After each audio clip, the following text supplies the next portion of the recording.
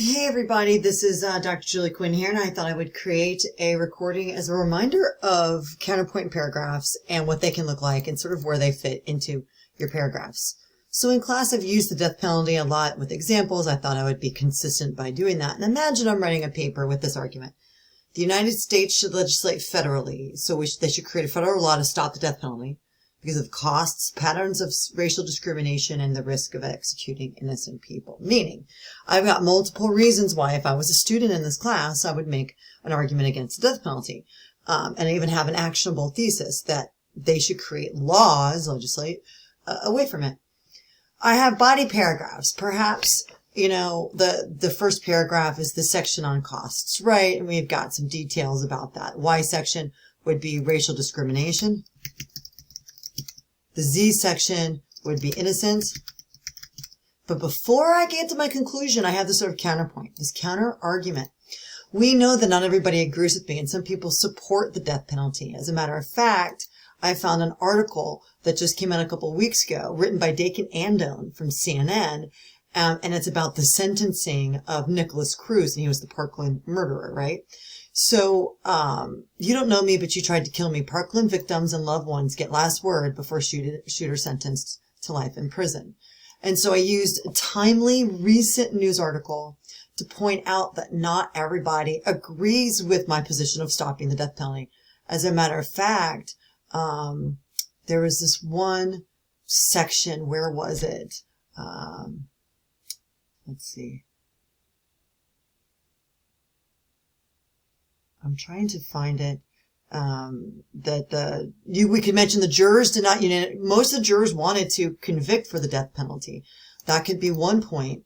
Most of the jurors in the Cruz case, Parkland case,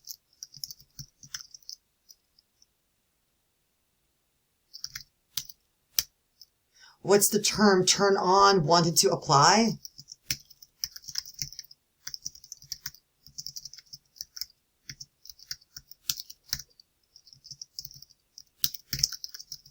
A few lone jurors held out for life.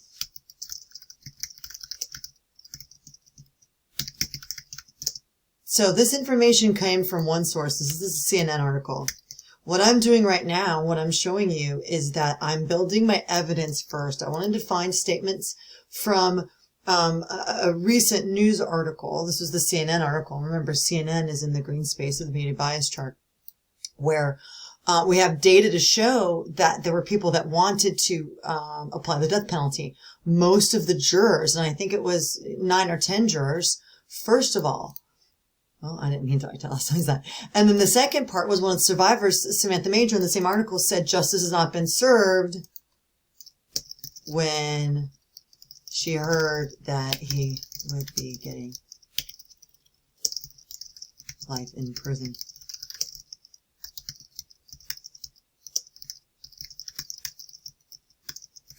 But not the death penalty. So I've got two actual points of detail, evidence pieces from a source.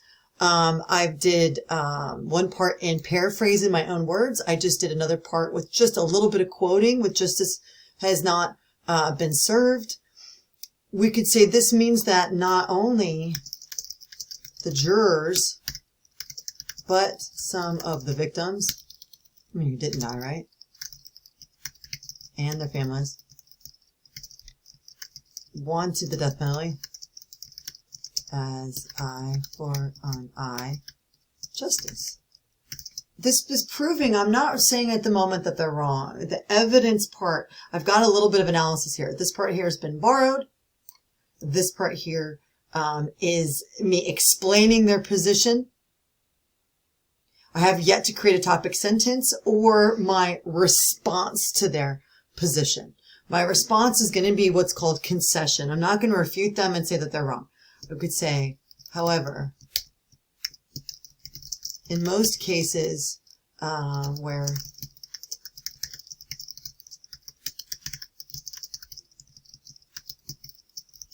they're not for mass murder incidents. I'm doing the turn. I'm using a phrase.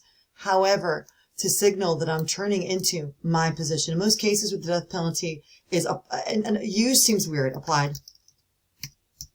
They're not for mass murder incidents. In this highly publicized case, it's understandable that the victims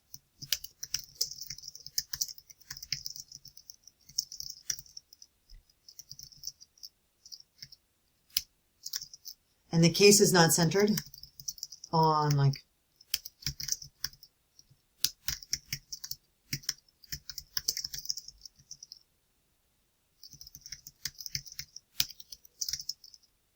on eyewitness. Sorry about my spelling here. I texted somebody about a collection of varied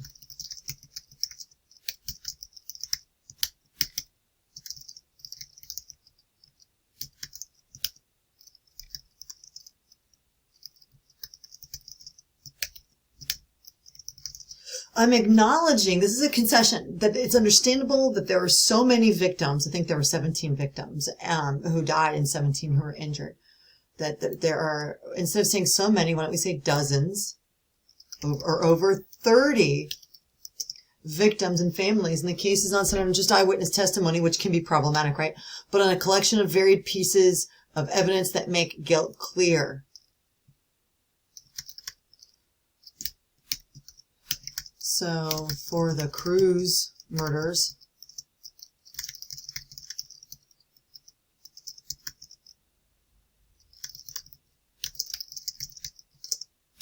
would be a fair payment, payback. I'm not sure what word I'd put there. Maybe just leave it blank for now.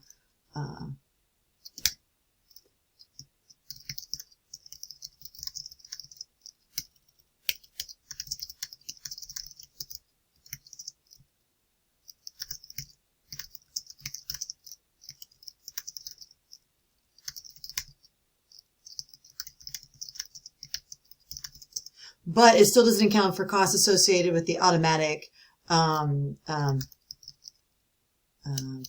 if he appeals, if this was a death penalty. I'm just abbreviating it for shortness here. So I acknowledge that it's understandable, especially considering the volume of violence and how many people were injured. However, I said it still doesn't address cost. In addition,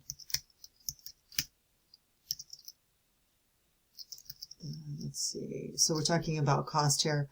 Where it's not an issue of racial discrimination and a risk of executing innocent people. In addition, the case is a rarity.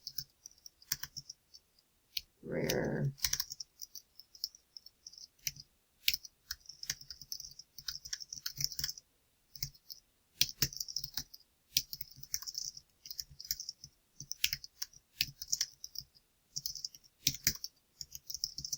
So here are my thoughts so far. I've got some evidence. I've got a discussion that I understand where they're coming from, and that it was a highly significant crime of violence, multiple crimes of violence. That doesn't account for costs. It still doesn't address the cost issue, and that it's such a rare case that it may not be the best example, but it's an example of concession. I acknowledge their position and understanding. I still turn away from it though.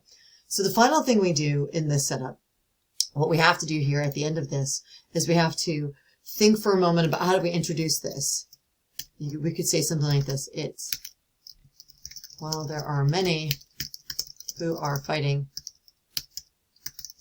to limit or stop the use of the death penalty.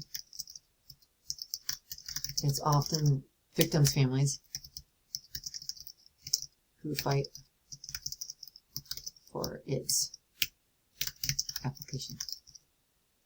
Okay, so what I want to do here is show you we've got these three parts. Note that I realize that the phrasing is a little chunky. This is what a first draft looks like. This is what Anne Lamott was talking about. And some punctuation issues as well. I've got one topic sentence. I've got three sentences of evidence, and then I have 1, 2, 3, 4, 5 or 6 sentences in the turn. these are the three pieces of a counterpoint paragraph. How do we put it together? Well, now we just strip the labels. You just write it in its component parts. Once you have its component parts, this is a pretty big counterpoint. It may have stuff that I don't want to keep after a first draft, but this is where you start. This is how drafting works, especially when you're creating a specialty paragraph like a counterpoint. You may decide you don't like the and don't examples and you want to find other examples. You may decide you want to just focus on victim statements. And you don't want to veer a little bit. You may decide to refute them entirely by bringing in the amount of cost. Had this been a death penalty case, but it wasn't, so that may not work there. But you can see in here that I conceded the feelings, but I still addressed the cost. And the fact also, I refuted the choice in death penalty in this case simply because this is a publicized mass murder trial, and not all death penalty cases are in the public eye so clearly as obviously the Parkland shootings were. So this is how I would start a counterpoint paragraph practice. Then what you do is hopefully you'll put this in your draft, and you'll refine this as you get feedback from classmates and myself. Trim it down, make it a little bit more effective, but you've got to start somewhere and you've got to start early so that you're not rushing. In the end, you wouldn't want this version submitted as a final counterpoint. You'd want to tinker with it, maybe take out a sentence or two, work on some rephrasing, and to make it your best representation of understanding the counter's position.